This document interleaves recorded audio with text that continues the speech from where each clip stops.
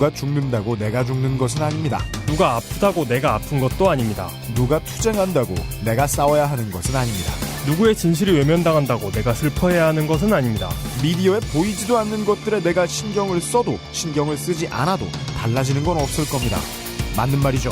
그렇다면 반도체 공장에서 일하는 직원들도 계속 죽을 겁니다. 진짜 사인을 밝히지 못한 채로 말이죠.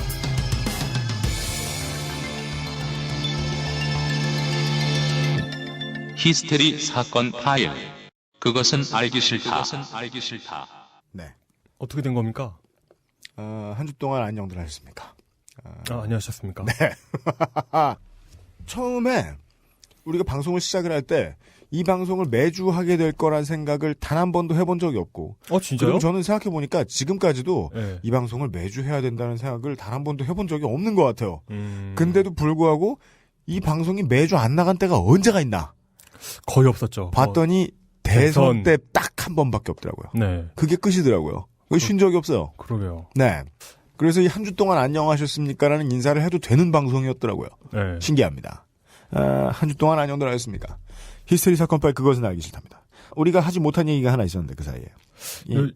요즘 이렇게 그 녹음 순서가 엉키기 시작했네요. 네. 지금 일들이 좀 복잡한 일들이 많고 그리고 이런저런 일들에 저희들이 소스를 받는 것도 그렇고 이 기사거리 우리들이 이야기할 이야기거리를 받는 것도 그렇고 그리고 이 이야기를 해주실 분들을 만나 뵙는 것도 그렇고 시간을 맞추기가 쉽지가 않네요. 그래서 마치 무한도전 마냥 옛날에 찍고 나중에 편집해서 다시 붙여서 내보내고 네. 이런 걸 저희들도 이제 드디어 하게 됐네요. 오늘은 멀고 먼 옛날 이야기를 한번 해보면 전 인류에게 아웨로 이용의 소중함을 일깨워 주었던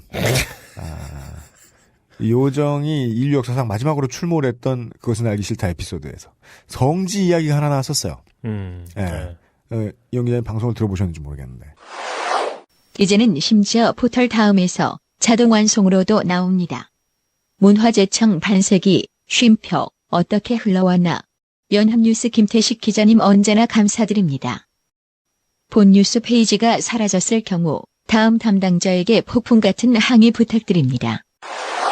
그 성지에 많은 분들이 다녀가 주셔가지고 네. 그 전에 있던 댓글보다 근 한 6배에 이르는 댓글들이 답제하였습니다. 그렇습니다. 많은 분들의 소원이 이루어지길 바래요. 예를 들어 로또를 지금 사러 가겠다. 네.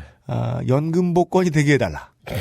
공부 잘하게 해주세요. 네, 생명보험을 들었는데 고통 없이 죽게 해달라. 다양한 진짜 구체적이고 현실적이네요. 이렇게 예. 꿈이나 소원 같은 게 네. 이렇게 구체적인 건 참 좋은 겁니다. 맞아요. 예. 그리고 왜 구체적으로 하시냐. 네. 이루어질 거라고 믿거든요. 예. 보통 이런 오라를 가진 성질은 흔치 않단 말이죠. 네. 몇 개만 좀 볼까요? 난 가톨릭인데 그래도 요즘 떠오르는 신흥 종교 성지라고 해서 와봤습니다. 프란체스코 교황의 직위를 축하하며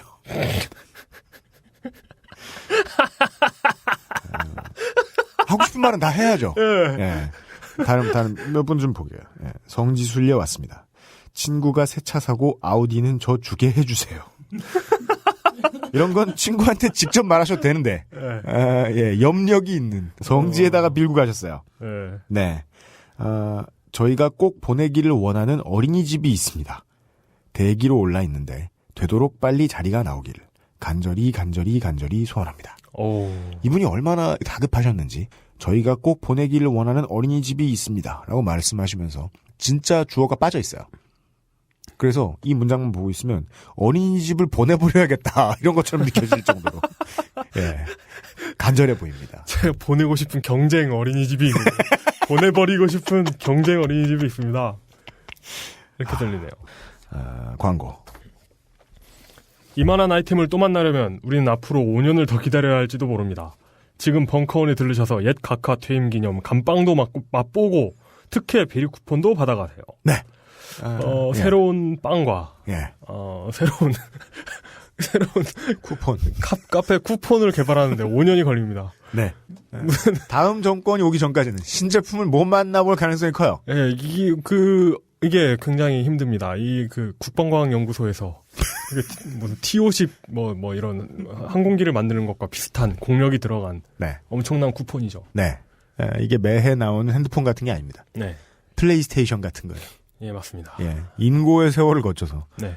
만들어낸 게 요즘 다시 한참 추울 때 네. 대선이 끝나고 난 다음에 또 추웠죠 많이. 네. 추울 때 장사가 좀 안 되는 것 같더니 요새 손님 되게 많더라고요. 네. 와글와글해요. 네. 우리나라의 커피숍에서 돈 쓰시는 분들은 썰렁한 데보다는 복작복작한 데도 좋아하시더라고요. 전 그 종로나 강남 쪽 스타벅스. 네. 그래서 그러니까요. 토익 공부하시는 분들 보면 정말 대단해요. 그 혼란과 네. 그 혼란과 소음 속에서 공부하시는 거 보면 그분들은 대성할 거예요 분명히. 멀티태스킹이 되는 사람들이에요. 네. 건대 입구나 네. 노원 같은 그 젊은이들 많이 가는데 보면은 술집이 운동장만한 데에 네. 예, 테이블만 쫙 깔아놓고 그런 술집들이 있어요. 네. 사람 진짜 많잖아요. 네. 근데 우리나라 사람들 성격은 그런 데서 좀 소비하는 걸 좋아하는 사람들도 좀 많은 것 같아요. 요즘 벙커원은 그게 됩니다. 네. 요즘 줄 서서 커피 받습니다. 행사 있는 날이면은. 한 번쯤 들러보십시오. 네. 히스테리 사건 파일, 그것은 알기 싫다는 EMI 뮤직 퍼블리싱, 소니 ATV 뮤직 퍼블리싱, 에브리온 TV, 웅진 지식하우스, 차이니하오가 함께합니다.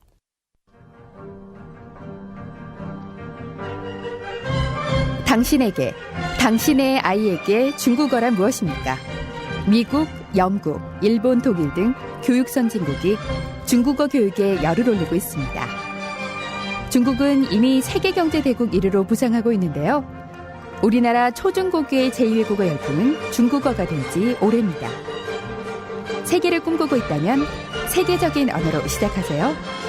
1:1 중국어 온라인 학습지 싱싱. 원어민 강사와 함께하는 화상교육. 수준별 맞춤 학습과 자기주도 학습은 물론 정확한 진단과 처방으로 학업 성취 관리까지. 4월 30일까지 수강 신청 시 3개월간 50% 할인. 지금 나오는 광고를 듣고 신청하시면 1개월 추가 혜택까지 드립니다. 자세한 내용은 싱싱에듀.com, xing.edu.com을 참조하세요.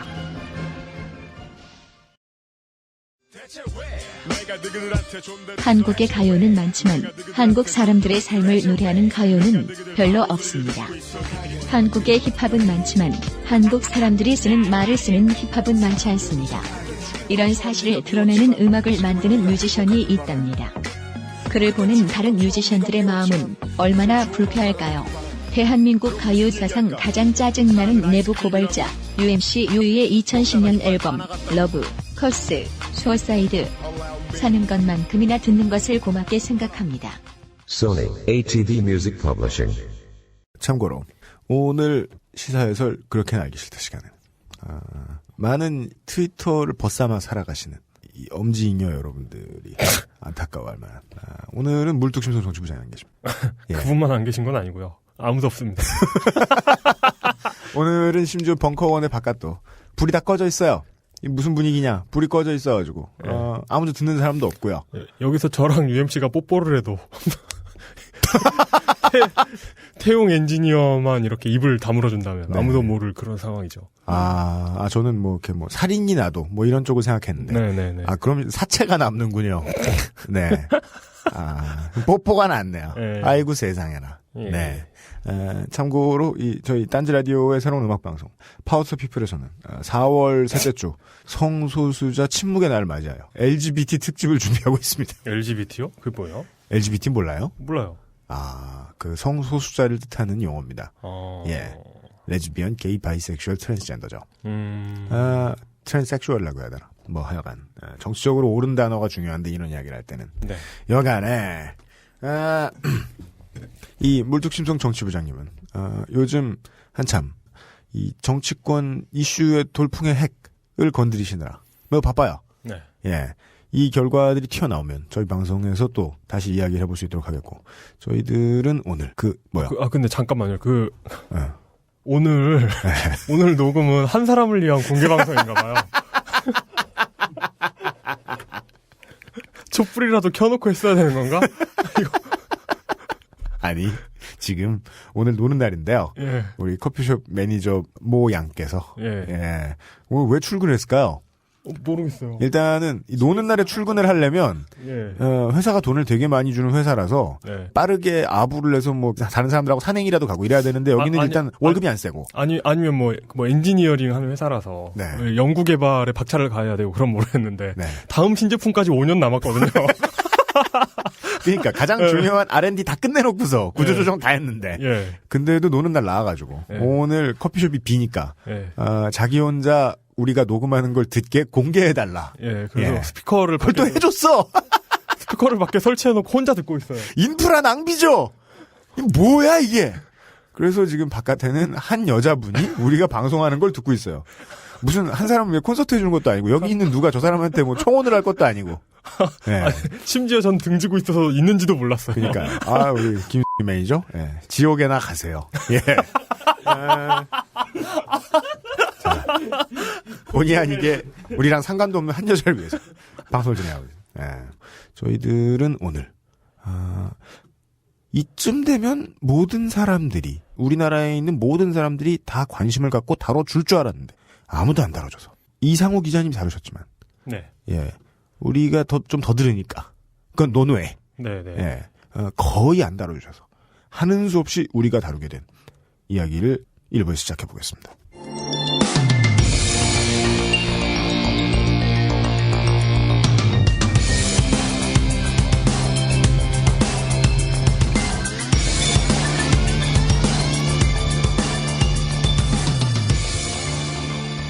그것은 알기 싫다 일부. 시사 해설. 그렇게는 알기 싫다. 공식 휴일에 벙커원 스튜디오에서 아웨로와 이용과 UMC가 횡댕그렁 앉아서 네. 진행하고 있습니다. 오늘은 이게 이런 일들 많잖아요. 어떤 일이요? 모두가 다 알고 있는데 말로 꺼내지 못하는 일들. 어떤 게 있을까요? 예를 들면 우리 방송에서 다룬 걸로 이야기를 할 것 같으면 박정희 소백과 사전 5편에 나왔던 네. 박정희와 그 주변 인물들의 명백하게 성범죄라고 볼 수 있는 네. 예 행각들에 대한 뭐 이런 것들. 그렇죠. 예. 그 뭐 새로운 일이라고. 네. 새로운 일도 아닌데 예. 미디어는 말하지 않아. 심지어 그 장자연 사건 때 네. 충분히 이슈가 됐음에도 불구하고 네. 언론은 인터넷의 유언비어 뭐 이러면서 그냥 덮어버렸죠. 속상한 게 이런 거죠. 이제는 이 물타기라는 단어를 너무 많이 쓰니까 네. 그리고 또 모두가 물타기를 하고요. 그렇죠. 이 물타기란 작은 물타기, 큰 물타기가 있습니다. 온 국민을 속이는 거대한 언론사들의 물타기도 있고요. 게시판에서 한 사람 이기겠다고 네. 이 병신 회절하는 유저들이 쓰는 리플 물타기도 있고요. 그렇죠. 예. 이 좀 더 큰 미디어에서 하는 짓 치사하면 사람들이 평상시에 하는 짓도 치사하게 되어 있습니다. 그렇죠. 그래서 이 미디어들이 다루지 않으니까 많은 사람들도 아웨로와 이용의 말처럼 새로울 것도 아닌데 말할 수도 없습니다. 말하게 되지도 않고요. 네. 어디 가서 시끄럽게 굴지도 못합니다. 네. 문제는 어디 가서 시끄럽게 굴지도 못하고 뻔한 일이고 다들 알고 있는데도 불구하고 그 피해가 나한테 닥치면 그 재앙은 어마어마합니다. 다들 알고 있는데도 불구하고 네. 선뜻 나서지 않을 테니까요. 스포츠 얘기했었잖아요. 네. 지금도 스포츠 얘기를 할 것 같네요. 네. 네. 김승현 선수 얘기했었죠. 맞습니다.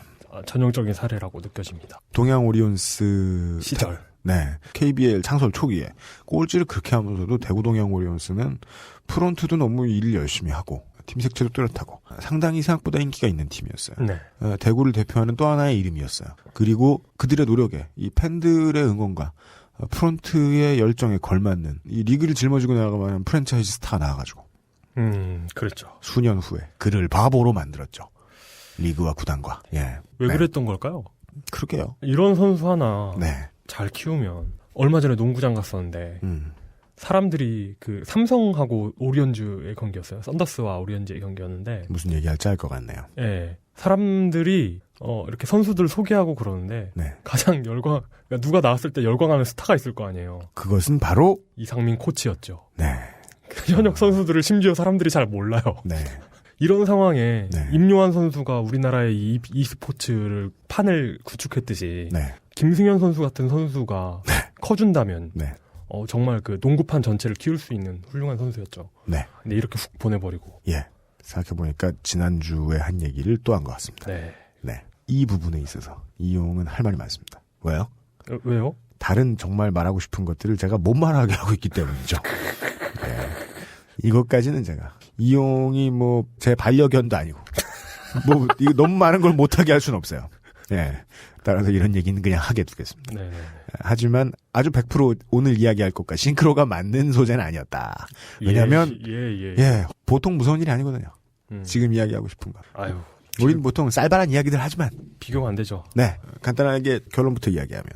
올해 이제 뭐 언제가 될지 모르겠습니다. 뭐 늦은 여름이나 가을을 예측을 하시던데 하여간 올해 이제 하반기에 개봉이 되는 영화 또 하나의 가족의 크랭크인에 맞춰서 네. 저희들은 이 영화의 소재가 되는 삼성전자 반도체 사업부의 공장 직원들의 삼성전자의 입장에서는 의문사, 저희가 보기에는 산재사고에 대한 것 중 영화 또 하나의 가족의 직접적인 소재가 된 2007년 3월에 사망하신 황유미 씨에 대한 이야기를 전달을 해드리기 위해서 네. 많은 분들을 수소문했으나 다 바쁘시거나 왜 우리가 부르면 전 진짜 우리가 뭐 이렇게 그 겨드랑이에 냄새 많이 나나? 뭐 안 하는 거 있나? 뭐 우리가 뭐 엄청 훌륭하다는 것도 아니고 뭐 길 가다가 알아보는 사람들 일본인 관광객이 길 알아보려고 뭐 하는 거지. 그렇지만 그래도 이 정도까지 순위를 유지하고 있으면 네. 그래도 누군가 나오고 싶어 해야 정상 아니에요? 그러게 말입니다. 네. 예. 나와 좀 주세요. 네. 그리하여. 나오기로 한 분들도 다 어떻게 다 틀어지고. 네. 하는 수 없이. 네. 이 문제를 가장 많이 파헤쳐 주셨던 기자님께 제가 참고로 딴지일보 기자님은 아닙니다. 네. 속성으로 과외를 받아가지고 네. 모르시는 분들을 위해서 네. 그냥 스토리라인만 대충 짜서 여러분들께 소개를 해드리도록 하겠습니다. 이 삼성전자 기흥공장에서 계속해서 일을 하시다가 백혈병으로 사망을 하신 황유미 씨의 이야기를 터지고 난 다음에 처음부터 끝까지 따라다니면서 밀착 취재하셨던 한겨레 당시 사회부의 임지선 기자님께서 저희에게 네. 기꺼이 데이터를 넘겨주셨습니다. 예, 매우 감사드린다는 말씀을 드립니다. 지금 산유 중이신데 자제분 잘 키우시고. 예. 산휴입니다. 네. 예. 네.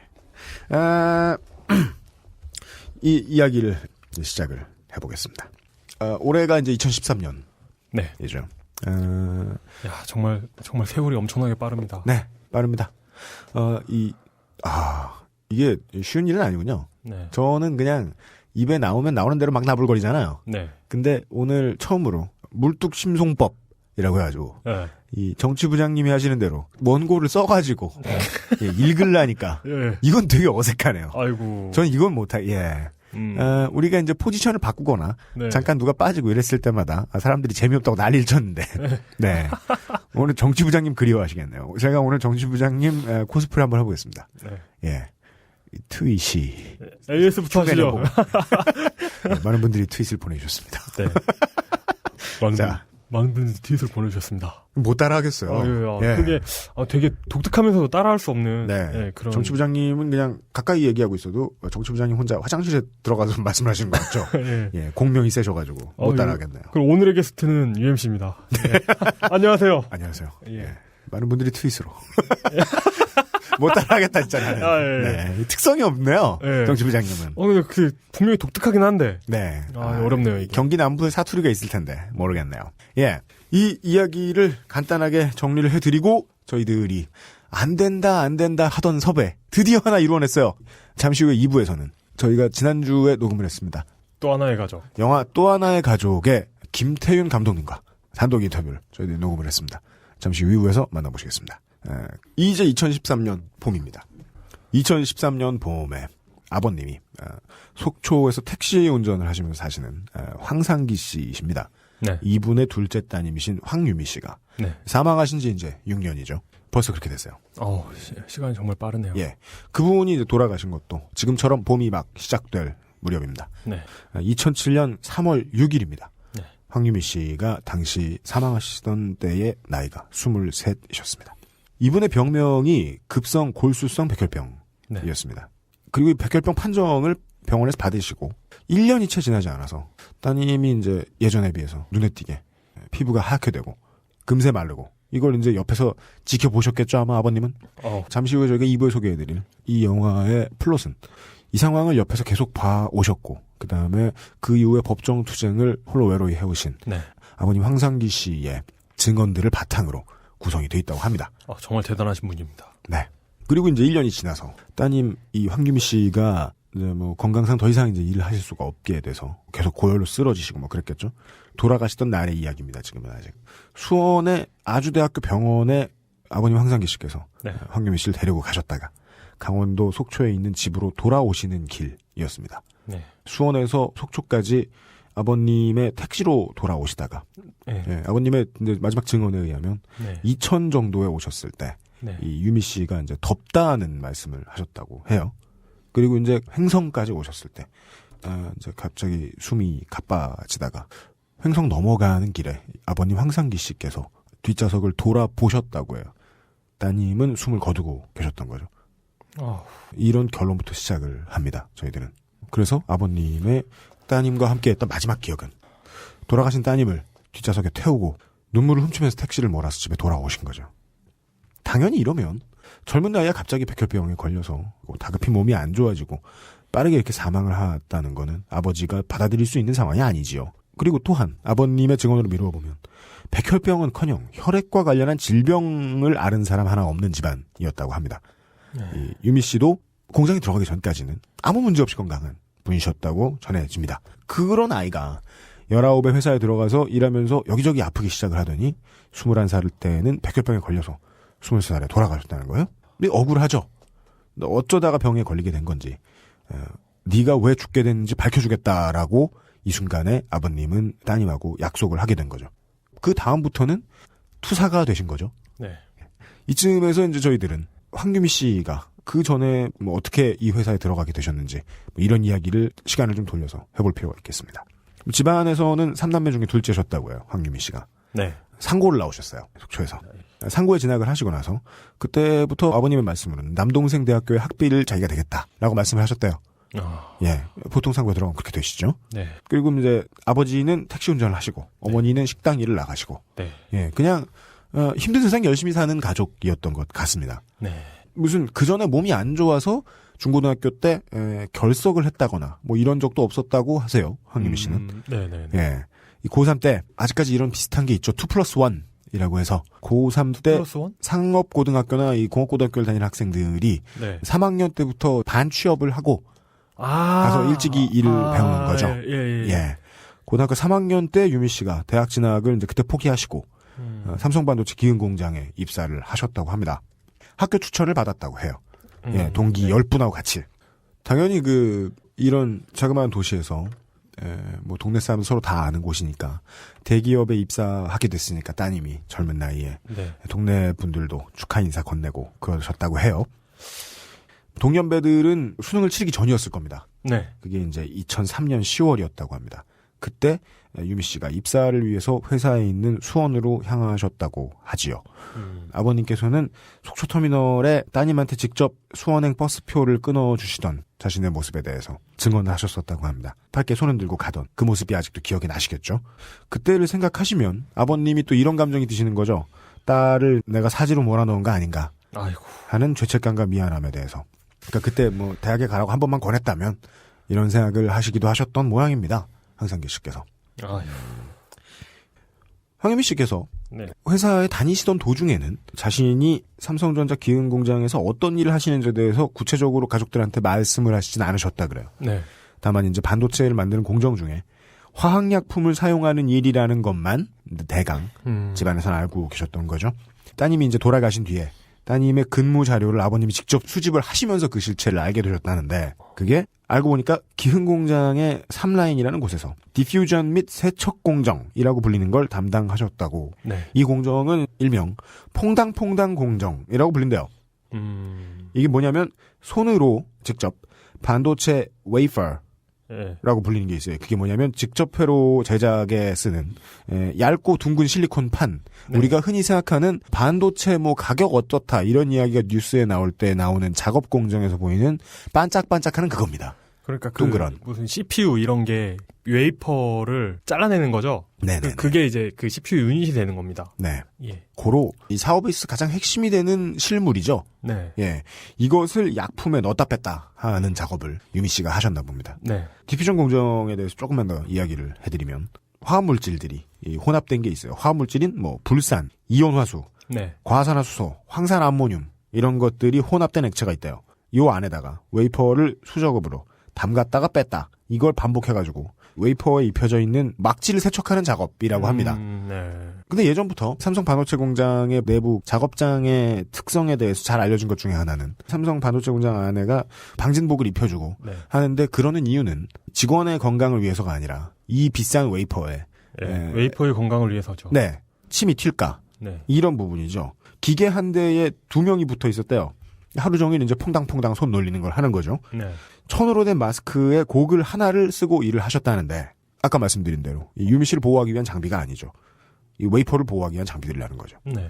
아까 말한 그 무시무시한 용액. 네. 마스크로 걸러지는 물질들이 아니지 않나요? 예. 입사 2년쯤 됐을 때부터 유미 양이 부모한테 아프다는 말씀을 하기 시작했대요. 어후. 예. 그리고 이제 아픈 게 몸에 드러나는 게 그리고 보통 사람은 웬만큼 자신이 이제 아픈 게 아니면 보통은 스스로 핸들해냅니다. 옆 사람에게 말을 잘 하지 않아요. 근데 이 말을 하실 때부터 유미 씨는 몸에도 그런 티가 났다는 거죠. 몸에 자꾸 멍이 들고 먹으면 토하고 뭐 이런 증상을 보이기 시작하셨다는 거예요. 그리고 본인이 일을 하시다 보면 어지럽고 피부가 가렵고 그리고 생리불순이 온 것이 한두 번이 아니고 매우 잦았다라고 증언을 받았습니다.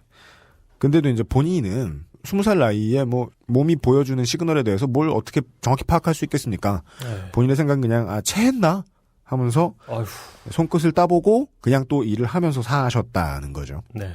어지러워도 그냥 야근은 늘 있습니다. 야근을 하시고 새벽 출근도 그냥 지속적으로 하셨다는군요. 회사 기숙사에 생활하시면서도 한 달에 한두 번씩은 뭐 속초 집에는 꼭 와서 집안일을 도우셨는데 이때 이제 몇 마디를 들으셨는데 네. 그것만 가지고는 사실은 그냥 어렵죠. 예, 자기 일 뭐 꾸준히 해오시고 그냥 산 가족들이 의학적 지식이 있는 것도 아니고 네. 의학적 지식이 있는 가족이 우리나라에 몇 명이나 되겠습니까? 네. 그리고 아까 제가 말씀드렸듯이 가족이 걱정할까봐 보통은 말을 구체적으로 하게 되지도 않고요. 동생 학비 되겠다고 취업 나간 사람이 그런 말을 잘하는 성격일 일이 있을까요? 맞아요. 그러니까 더더욱이 아버님 황상기 씨의 증언에 의하면 가족들이 걱정할까봐 참고 참다가 마지막쯤에야 털어놓았다라고 아버님도 기억을 하시는 것 같습니다. 사망자가 돌아가신 다음에 마지막에 털어놨다고 주변 가족한테 이런 전원이 나오면 때가 늦었다는 거죠, 이미. 그렇죠. 이제 좀 시간이 지납니다. 2005년 5월 회사 근처의 병원에 같이 갔더니 피가 이상하다.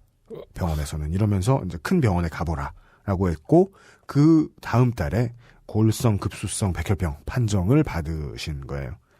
담당하셨던 의사분의 소견서에는 이런 이야기가 써 있었다고 합니다. 본 급성 백혈병은 그 원인을 정확하게 알 수는 없지만 본 환자에게서처럼 장기간의 화학물질 노출이 그 발병에 일정 부분 기여했을 가능성을 배제할 수 없다라고 적으셨다고 합니다. 그리고 반년 후에 골수이식 수술을 받으셨고 네. 그렇지만 그 다음에 병은 다시 재발했고 우리가 지금 알고 있는 것처럼 사망하신 거죠. 네. 우리도 그렇고 황상기 씨께서도 그렇고 궁금한 건 이런 겁니다. 황유미 양이 무슨 약품 냄새를 맡아가면서 일을 하셨던 걸까? 아버님께서 공장에서 사용한 약품하고 유미 양이 앓은 병의 상관관계를 알고 싶으셨을 텐데 네. 그 당시엔 아무런 자료도 찾을 수가 없던 거예요. 유미 양이 다루는 화학약품들이 어떤 것인지에 대해서 회사는 답을 해주지 않죠. 네. 결국은 황상기 씨가 직접 따님처럼 병에 걸린 동료가 없었는지 수소문을 하기 시작을 하셨다고 합니다. 그랬더니 그 사이에 뭐가 나옵니다. 수원에 있는 아주대병원에 입원해 계실 때에도 네. 유미 씨하고 같은 공장에서 엔지니어로 일하시던 황민웅 씨라는 분이 가족이 아니십니다. 황민웅 씨라는 분이 급성 림프구성 백혈병으로 치료를 받고 있다는 사실을 아버님이 확인을 하십니다. 예. 황민웅 씨하고 황민웅 씨라는 분은 결혼을 하신 분이셨는데 이분하고 아내분도 같은 공장에서 일하셨대요. 네. 예. 아내 정혜정 씨라는 분이 황민웅 씨하고 같은 공장에서 일을 하셨답니다. 네. 이분에 대해서 잠깐 이야기를 해보겠습니다. 예, 황민웅 씨라는 분이 병원에 계실 때 아내 정애정 씨가 어린아이들을 데리고 다니면서 간병을 하셨다는데 이 황민웅 씨라는 분은 어떠셨냐면 1997년에 이분이 23살 때 11월에 기흥공장에 입사를 하셔가지고 설비 엔지니어 일을 하셨고 네. 라인의 설비, 유지, 보수 같은 일을 하시다가 근무하신 지 7년이 됐던 2004년 10월에 백혈병 발병 판정을 받으셨고 세상을 떠나시는데 9개월의 시간밖에는 들지 않았다고 하네요. 또 황민웅 씨 이야기를 잠깐 좀 더 해보면 네. 아내 정혜정 씨가 기억하는 황민웅 씨의 마지막 모습은 이거였다고 해요. 병원 무균실에서 치료를 받다가 세상을 떠나셨대요. 네. 그러면 이제 안 그래도 마지막 가는 길은 모두가 슬프지만 손도 못 잡았을 테니까요. 무균실에서 아내분은 당연히 들어가실 때 무균복 입고 장갑 낀 채로 들어가셨어야 될 테니까. 그래서 이제 정혜정 씨가 저희에게 이 자료를 내주신 임지성 기자님하고 이야기를 하시면서 오시면서 그랬대요. 백혈병이 세상에서 제일 나쁜 병이다. 아이고. 문제는 이제 이 일을 왜 비슷한 사람들이 겪었고 유족들에게 클리어하게 알려지거나 사과를 받아낼 수가 없는 일이냐. 그게 궁금하셨을 테니까 황상기 씨도 혼자서 계속 뛰어다니신 거겠죠? 네. 당연히 황상기 씨 예상대로 유미양 혼자만 돌아가신 게 아니셨습니다. 네. 예, 황상기 씨께서 계속 수소문을 하신 결과 드디어 이제 피해자들을 만나죠. 따님과 같은 라인에서 2인 1조로 일하셨던 최모 씨라는 분이 유산을 하셨던 케이스. 그리고 그 후임으로 오신 이수경 씨라는 분이 백혈병으로 사망하셨던 케이스. 이런 것들을 아버님 황상기 씨께서 발견을 해내십니다. 그래서 따라서 이제 업무상 질병이라는 확신을 슬슬 가지시게 되는 거죠. 네. 예. 이렇게 우연히 겹치긴 어렵죠. 어렵죠. 병명이나 다르든가. 네. 그리고 이제는 회사의 반응 이야기가 나올 차례입니다. 네. 당연히 회사는 산재를 강력하게 부인합니다. 하죠. 네. 예. 예. 회사의 입장은 질 이상의 감정도 안 들었을 거예요. 네. 다시 유미양 돌아가셨을 때로 돌아가 봅니다. 장례식을 치르고 난 뒤에 삼성의 직원들이 찾아오셨대요. 네. 오셔가지고 바닷가에서 소주를 한잔 하자고 해서 네. 같이 횟집에 들어가셨는데 직원분들이 그 자리에서 이런 말씀을 하셨다고 합니다. 아버님, 유미는 개인적인 질병이지 산업재해가 아닙니다. 라고 말씀을 해버리신 거죠. 거기에다 대고. 그래서 당연히 황상기 씨의 아버님의 반응은 당연한 반응이 나옵니다. 욕 퍼붓고 그냥 일어나 나오시는 거죠. 그때 만났던 이 직원들이 네. 훗날에 삼성 백혈병 산재투쟁이 이제 시작이 되니까 네. 한 번 더 옵니다. 황상기 씨를 만나러. 네. 그때 삼성을 비판하지 말아달라는 대가로 황상기 씨에게 제안했던 돈의 액수는 10억 원 정도였다고 이야기가 전해집니다. 네. 예.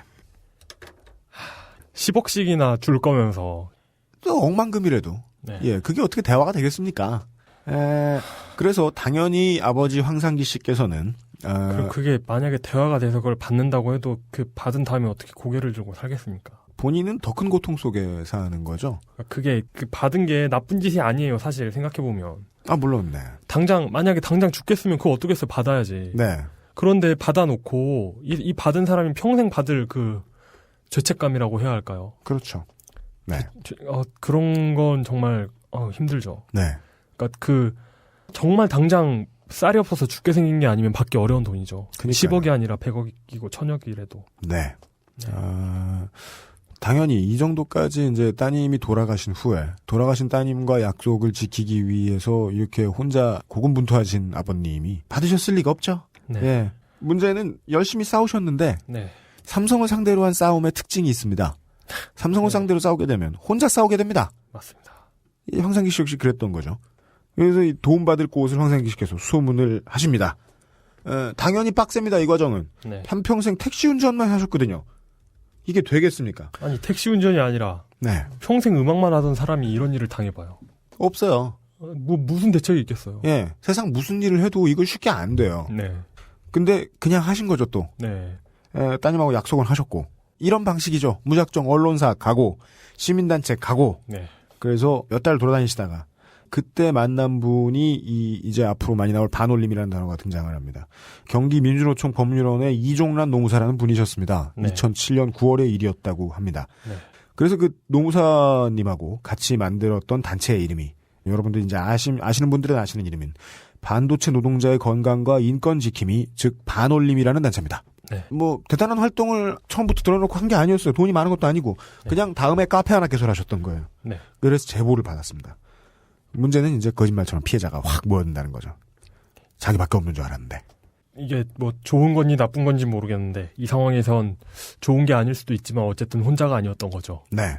2007년부터 네. 2011년까지 이 카페에 제보를 주신 삼성전자 반도체 기흥공장, 온양공장 이 두 군데의 백혈병 피해자만 74분이셨습니다.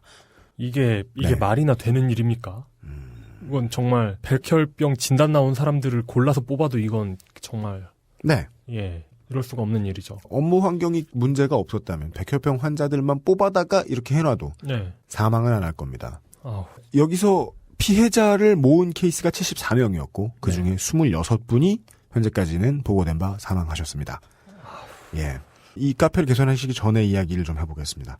따님이 돌아가시고 3개월 때입니다. 2007년 6월에 황상기 씨께서 근로복지공단에 산업재해보상보험 유족급여를 신청을 하십니다. 네. 이거 해야 되는 절차입니다. 그래야죠. 근데 이게 딱 받아지긴커녕 잘 안 되니까 시위를 하셨어야 했습니다. 반올림 모인 사람들하고 같이 삼성본관 앞에, 기흥공장 앞에 이런 데 다니시면서 집회를 하시기 시작을 하셨습니다. 사실 입장을 바꿔놓고 생각해보면 네. 아니 또 집회야? 이렇게 생각하는 사람도 있을 거예요. 네. 그런데 생각해보면 달리할 게 없어요.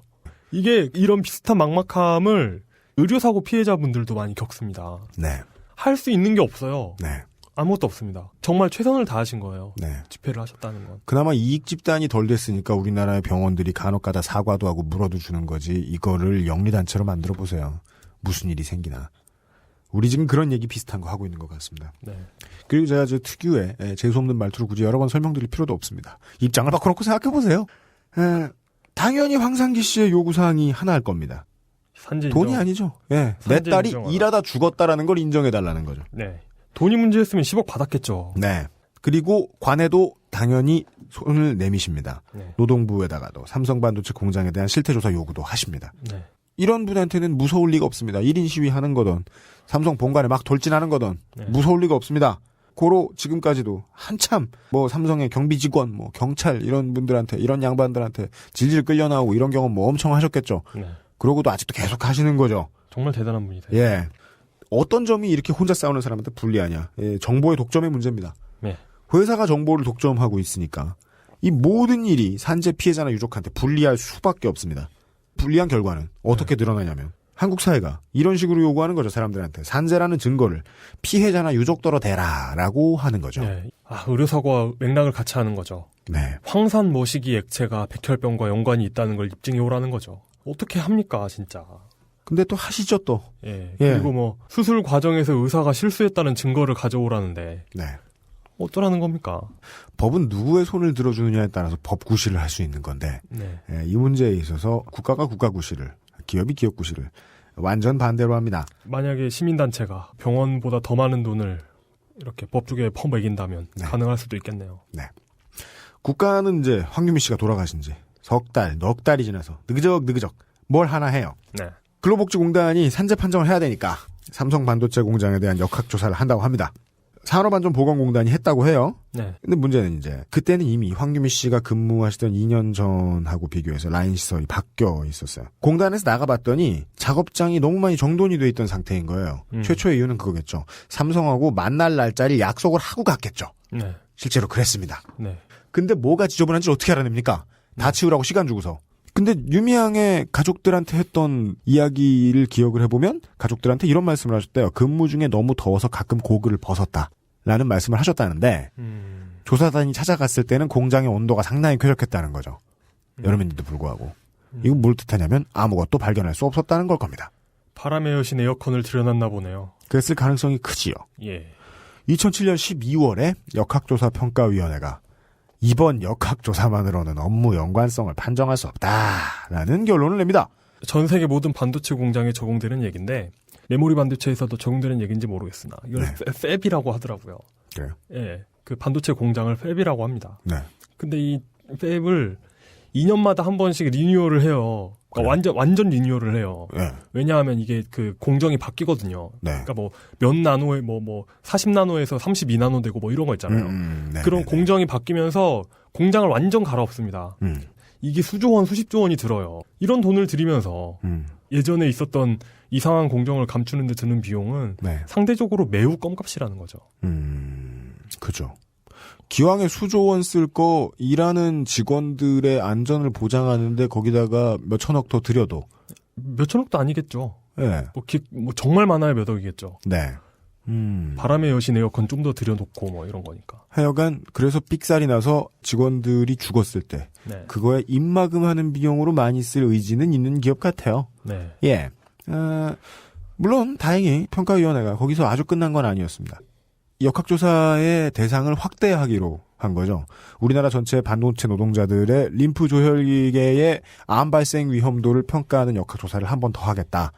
그리고 최종 결론을 내리기로 했다.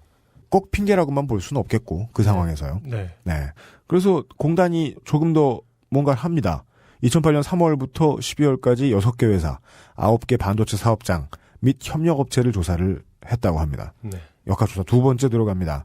2008년 12월 29일에 발표가 돼요. 반도체 제조공정 근로자의 건강실태 역학조사 결과가 나옵니다. 작업 현장에서 백혈병 유발 가능 물질인 벤젠, 전리방사선 등이 검출되지 않았거나 노출 기준을 초과하지 않았다는 결론을 내립니다. 이 조사 결과를 바탕으로 근로복지공단이 2009년에 황유미 씨의 산재 신청을 승인하지 않았지요. 이거는 뭐 뉴스에 몇 번 나왔습니다. 네. 네. 그리고 역학조사를 세 번째나 한 결과 벤젠이 검출됐다는 결과가 나옵니다. 벤젠은 여러분 검색 안 해보셔도 아시는 분들은 다 알 겁니다. 뻔할 뻔짜 발암물질입니다. 네. 이것은 매우 네. 유명한. 네. 이게 어디에서 나왔냐면 2009년 10월에 서울대 산학협력단이 내놓은 반도체 사업장 위험성 평가 자문 의견서를 통해서입니다. 저는 이런 결론, 이런 조사나 이런 결론이 네. 우리 그 창조의 제왕 시리즈하고 맞닿아 있다고 봅니다. 예를 네. 들어 뭐 DDT 네. 사례에서 볼 수 있는 거죠. 예를 들어 뭐 이 지역의 독수리들 알 껍질이 얇아지고 생식률이 떨어지고 멸종에 가까워지고 있다라는 사실이 있어요. 그러면 왜 그럴까 하면서 이렇게 조사를 해나가야 됩니다. 네. 그런데 이렇게 조사가 진행되기 전에 나라가 나서서 결론을 내주죠. 이 오염물질과 이것은 관련이 있다는 증거가 아무것도 없다. 그러므로 관련이 있다고 주장하면 허위사실 유포 뭐 이런 식으로 결론을 내버리는 겁니다. 네. 도그마가 되는 거죠. 그런 식으로 맞닿아 있는 게 아닌가 싶네요. 네. 하지만 꼭 다 이 사람들 의도대로 되는 건 아닙니다. 다행스럽게. 네. 제가 방금 말씀드렸던 서울대 산업협력단이 내놓은 자문의견서의 내용에서는 이 삼성전자의 케이스에 반도체 제조 공정에 사용하는 감광제에 대한 6건의 검사를 했는데 이 중에 벤젠이 다량 검출이 됐던 모양이에요. 문제는 이 조사를 의뢰한 게 네. 삼성전자하고 하이넥스하고 엠코테크놀로지였다는 거죠. 반도체 제조 3사입니다. 예. 이 양반들이 직접 한 조사에서 꼬리가 밟힙니다. 그리고 이 보고서를 봤기 때문에 삼성이 당연히 그러니까 의뢰한 쪽이 먼저 보죠. 네. 봤으니까 감췄을 거 아니에요. 네. 이걸 깠던 인물이 당시에 민주당의 김상희 의원과 민노당의 홍희덕 의원입니다. 네. 어떻게 입수하셨는지 입수했어요. 그래서 국정감사에서 까이면서 네. 이 사건이 새로운 전기를 한 번 맞습니다. 네. 예. 이걸 타고 이제 2010년 1월에 황상기 씨가 드디어 법원에 발을 들여놓습니다. 근로복지공단의 이 불승인 처분, 네. 이걸 취소해달라는 행정소송을 하신 거죠. 네. 예. 처음부터 계속 목적의식은 똑같습니다. 소송단에도 뭐 노동 분야 전문 변호사들도 많이 도와주시고 노무사분들도 3분이나 붙었어요. 산업의학 전문의 이런 분들이 계셨습니다. 이 논란이 이제 이게 시작되면서 커지니까 2010년 3개월이 더 지납니다. 4월에 백혈병 산재에 대한 논란 때문에 위기감을 느낀 삼성이 반도체 공장을 기자들에게 공개하겠다고 먼저 나섭니다. 예. 물론 뭐 어떤 쇼가 진행될지는 청취자 여러분들 예상하는 그대로입니다. 네. 예.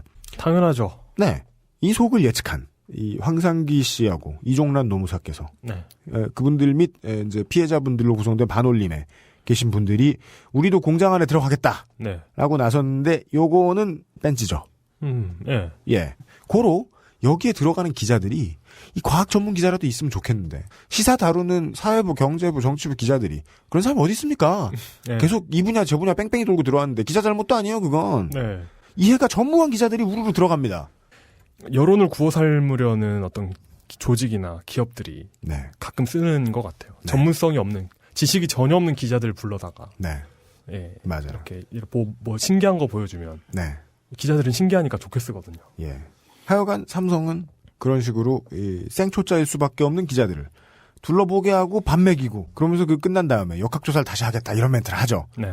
그 다음에 역학조사를 맡겼던 회사가 필립 모리스를 위해서 간접 흡연과 폐암의 연관성을 부정한 그리고 또한 베트남전 참전 군인의 건강 문제가 고엽제와 무관하다는 결론을 내놓은 등의 혁혁한 공을 세운 인바이런이라는 컨설팅 업체에다가 조사를 맡깁니다.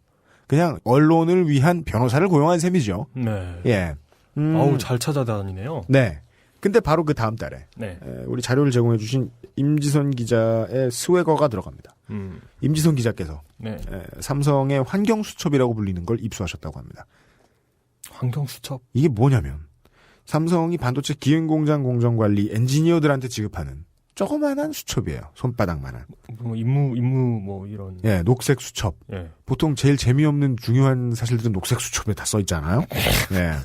혹은 군가라든가 뭐 이런 것들 써 있는 거. 예. 예. 삼성은 이것을 당연히 기밀로 분류를 해서 기밀도 뭐 대비급도 아니고 좀 더 높은 기밀인가 봐요. 네. 회사 밖에 유출을 금지했는데 네. 이게 이제 한겨레 기자 손으로 들어간 거죠. 이 안에 공정별에 무슨 화학물질을 사용하는지가 매우 상세하게 적혀 있었다고 합니다. 이 네 쪽 분량에 공정별 환경영향 인자 목록에 나와 있는 화학물질의 유해성을 전문가들에게 이 기자가 의뢰해서 분석을 했더니 이 분석을 해주신 분들은 실명대 서울대 보건대학원의 윤충식 교수, 대구 가톨릭대 산업보건학과의 최상준 교수, 산업전문의인 박영만 박사 이런 분들이 해주셨습니다. 분석 결과가 이랬습니다. 자극성 위험물질, 발암성 물질이라고 아주 분류할 수는 없는 것들 40여 종, 그리고 발암성 물질 6종. 네. 예, 이런 것들이 사용됐다는 걸 이제야 드디어 확인을 합니다. 이게 놀라운 일이 우리 듣는 사람들 입장에서는 평범한 사람들 입장에서 놀라운 일이 아닌 것 같은데 그러겠지 뭐겠지만 예. 이걸 밝혀내는 건 이렇게 얼마 안 됐어요. 다시 황유미 씨 이야기로 돌아갑니다. 네. 디퓨전 및 세척 공정. 황유미 씨가 일했던 이 공정에서는 발암성 물질 트리클로로에틸렌하고 디메틸 아세트아미드 이런 것들이 사용된 것으로 확인이 됩니다. 그리고 이 두 가지는 뭐냐면 일으키는 병들이 보고된 게 이런 거래요. 백혈병, 간암, 신장암, 뇌암, 유방암, 불임, 유산, 호흡기 장애. 완벽하네요. 이쯤 되면. 이 웨이퍼 내부에 미세한 가스 입자를 침투시키는 이온 주입 공정이라는 게 있는데 이 안에서도 발암성 물질인 아르신이라는 게 쓰이는 걸로 다 드러납니다. 국가가 2번 탈탈 털었는데 못 찾아낸 걸 수첩 하나가 다 알려줍니다. 야, 이 수첩의 시대군요. 네. 이 이야기가 예. 한겨레 21를 통해서 이제 세상에 보도가 되지요. 세상에. 이렇게 네. 문건 하나 입수해서 알려질 일이 국가가 나서서 털었는데 안 나왔다면 네. 도대체 얼마나 합을 짰길래 안 나온 겁니까? 그러게 말입니다. 국가가 나서서 터는 척을 해주는 동안 네. 국민들이 기다리는 시간이 좀 많이 아깝죠. 네. 예. 그 뭐라고 해야 될까? 그냥 어차피 신용할 거면 예. 그냥 실제로는 안 하고 그냥 기사만 몇 개 이렇게 쓰고 말았으면 좋겠어요. 그러게 말입니다. 거기에 들어가는 비용과 시간이 아깝네요. 네. 원래 근데 이 디펜스는 비용과 시간을 들이죠. 연막 치는 건. 네. 네. 하지만 이제는 메이저 언론사에 까였으니까 네. 상황이 저쪽에 불리해집니다. 네. 실제로 그렇습니다. 왜요? 영문 뉴스가 나가거든요. 예. 영문 뉴스가 나가면 네. 이게 그냥 일반 민중들의 귀한 눈에만 들어가면 좋겠는데 유럽이나 미국의 기관 투자가들한테 갑니다. 그래서 이 기관 투자가들이 진상규명을 요구를 하게 되는 거죠. 네. 예. 임지성 기자는 이 세계 3대의 기금 운용사, 네덜란드의 AP 자산운용을 포함한 8곳의 기관 투자가들, 이 기관 투자가들의 총 운용 자산을 합하면 470조 원 정도입니다. 이 사람들이 모여서 최지성 삼성전자 사장한테 보낸 투자자 공동질의서를 임지성 기자가 입수를 합니다. 예. 정말 hul륭한 분입니다. 네. 이 외국계 기관 투자가들이 한국 기업의 노동 환경을 문제 삼으면서 공동질의에 나선 게 이때가 처음이었다는 거죠. 네. 예. 이 질의서의 제목은 이랬습니다. 삼성전자의 노동 환경 안전 정책과 실행에 대한 리뷰라는 질의서를 이 사람들이 이날에 전자우편으로 삼성전자에 전달을 합니다.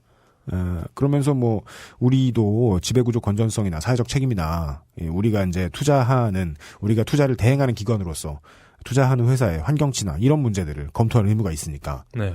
이 삼성 출신 노동자들이 제기한 작업환경 안전성 문제에 대해서 심각한 의혹을 표명한다. 네. 이런 이야기를 드디어 하게 된 거죠. 네. 예. 이 환경수첩을 통해서 드러난 근무환경 문제가 이제까지 황상기 씨가 그토록 의심해왔던 문제들의 확률이 거의 100% 가깝다. 매우 높다는 사실을 증명을 해줍니다. 네. 이제 거의 지금으로 다가갑니다. 네. 2011년 6월 23일이 됩니다. 법원이 불과 얼마 전이네요. 네, 드디어 황상기 씨의 손을 들어줍니다. 황유미 씨와 이수경 씨 두 분의 업무상재해를 인정을 해줍니다. 그리고 또 황민웅 씨, 아까 제가 앞에 말씀드렸던 황민웅 씨나 나머지 6명에 대해서는 증거 불충분. 그래서 이분들은 패소합니다. 두 사람이 승소를 해요. 네. 예. 정말 작은 승리죠. 네. 정말. 그리고 우리가 이제까지 삼성이 해왔던 걸 보면 삼성의 일관성은 당연히 이런 쪽으로 귀결됩니다. 법원의 판결 뒤에 바로 며칠 뒤에 아까 말씀드렸던 인바이론이라는 회사를 내세워서 기자회견을 합니다. 삼성은. 사업장의 근무 환경과 백혈병 유발과는 인과관계가 없다는 결론을 내놓습니다. 삼성은 결국 지금까지 산재를 인정 안 하는 거죠. 우리가 알고 있는 대로 이제 현실로 왔습니다. 네. 정리입니다. 따님의 무덤을 찾아갔다는 거죠. 판결을 받으신 다음에 뭐 그런 말씀하셨겠죠. 아빠가 약속 지켰다. 예, 이렇습니다. 백혈병으로 돌아가셨을 삼성의 노동자분들은 나이나 뭐 뻔해요. 비슷비슷할 거예요. 하는 일도 비슷했을 거예요. 네. 받았던 월급이 네. 안 많아요. 그러니까 물론 월급으로 무엇도 따질 수 없습니다만은 네. 대부분 100에서 130만 원 정도의 월급 받았다고 합니다. 네. 예. 근데 뭐 집안 사정상 그 월급도 포기하기가 좀 뭐했고. 네. 그리고 보통은 자기가 사는 집에서 멀리 떨어져 있고 네. 잔업 시간도 되게 많고 야근도 되게 많기 때문에 기흥공장 근처에 있는 공장과 기숙사 이따 2부에 말씀드리겠지만 공장하고 기숙사만 오가면서 그냥 하라는 대로 일만 해야 돼요 보통. 네. 삼성전자 안에 계시는 직원 여러분들이 저희 방송을 듣고 계시는 분이 분명히 계신다는 거 알고 계실 텐데 안에 그 꽃동네 같은 분위기 여러분들이 더 잘 아시겠죠. 이러다 말고 일하다가 일하고 기숙사만 왔다 갔다 하다 말고 아까 아유로워도 지적을 했습니다마는 집에 가면 보통은 사람 다 착하잖아요. 아픈데 아프다고 말 못해요. 그죠? 네. 참고 살다 갑니다. 네. 이러면. 네. 조금 참으면 제가 말씀드렸던 대로 늦으니까요. 그리고 우리나라는 다른 서구의 복지국가들과 달리 사람이 아프면 이렇게 집안이 망할 수 있기 때문에 더 말을 못하게 됩니다. 맞습니다. 이제 따님 유미 씨의 6주기 지났습니다. 황석기 씨는 아직도 서울 강남에 가면 정말 미래적으로 생긴 거대한 삼성 보관 앞에서 따님 사진을 들고 또 서 계실 겁니다. 네. 황유미 씨가 돌아가시던 날부터 시작해서 오늘의 상황으로 일부를 간단한 이 문제에 대한 소개로 가름을 해드립니다. 그리고 그 사이에 반올림에서 활동을 하시는 많은 분들, 이런저런 뭐 영화쟁이들, 네. 이런 양반들이 살살 이 문제를 이야기를 하기 시작합니다. 그러다가 잠시 뒤에 모실 네. 모 잉여 감독님이 네. 네. 잉동님이 네. 이 소재를 발견하신 다음에 유미 양의 아버님 황상기 씨와 대화를 해보시고 네. 이것은 영화로서 너무 충분한 소재다. 그리고 이것이 영화화되지 말아야 할 이유가 무엇이 있겠는가. 네. 예. 라는 지혜로운 잉여다운 견해죠, 이게. 네. 예. 를 가지고 영화 또 하나의 가족을 가진 게 없기 때문에 가능한 결론이죠. 이분이 얼마나 가진 게 없는지는 잠시 후 2부에서 확인해 보시겠습니다. 왠지 그 이야기 알 것 같군요. 네. 이미 들은 것 같은 착각. 데자부. 예. 고 황유미 씨 및 많은 삼성 반도체 공정 산업재해 희생자와 관련하여 뉴스타파 이상호의 고발 뉴스에서도 보도가 이루어졌으니 더 자세한 사항을 알아보실 분들께 참고를 권해드립니다. 유형은 영화 또 하나의 가족 제작위원회에 묻지도 따지지도 않고 도움을 드리기로 했습니다. 그런데 개털이다 보니 도움은 주로 방송을 통한 것들일 겁니다. 영화 또 하나의 가족에 대해서는 제작 툴의 홈페이지 anotherfam.com을 확인해주세요. 잠시 후 2부에 간단하게 정리를 해드렸던 이 이야기가 네. 어떻게 영화가 될 것인지에 대한 짤막한 농담 따먹기를. 예. 정말 그 오늘의 일부는 네. 역대 가장 우울한 분위기였던 것 같습니다. 맞습니다. 언제나 저는 그 경거망동 했으니까요. 네. 오늘은 정말 경거망동을 3g 이내로 네. 줄인 걸 보니까 네. 진짜 심각한 문제였던 것 같습니다. 2부에서 김태용 감독님을 만나 뵙도록 하겠습니다. 발음 제대로 하셔야 돼요. 김태윤 감독님. 김태용. 김태윤. 2부에서 김태윤 감독님을. 에헤이, 이런. 네. 진짜예요. 가장 옆에서 고통을 함께하고 지금까지도 그 고통은 사랑입니다. 예, 고통은 사랑입니다. 고통과 사랑을 함께 짊어지고 나가는 그 분을 위해서라도 연대의 정신이라는 건 옆에서 같이 울어주는 것도 중요한데 옆에서 같이 웃어주는 것도 중요한 것 같아요. 네. 이 일을 대체 왜 하시게 됐을까요? 대체 김태윤 불쌍한 감독님. 이분과 네. 잠시 후에 실실 쪼개도록 하겠습니다. 딴지 라디오 XSFM입니다. 팟캐스트 나는 꼽사리다와 선대인 경제연구소를 통해 대한민국 경제에 대한 새로운 해법을 제시해온 정직한 서민 경제 전문가 선대인 소장. 박근혜 정부 출범 이후 아직도 갈피를 잡지 못하는 경제 현실에 대한 정확한 진단. 현 시점에서 제시할 수 있는 가장 정직한 정부와 최선의 조언, 복지 현실화, 국민행복연금, 세대 갈등, 중산층 회복 등 누구나 궁금해하는 경제 질문을 문답 형식으로 쉽고 재미있게 풀었습니다. 2명만 모여도 꼭 나오는 경제 질문. 국내 유명 서점에서 지금 만나실 수 있습니다. 옹진지식 하우스.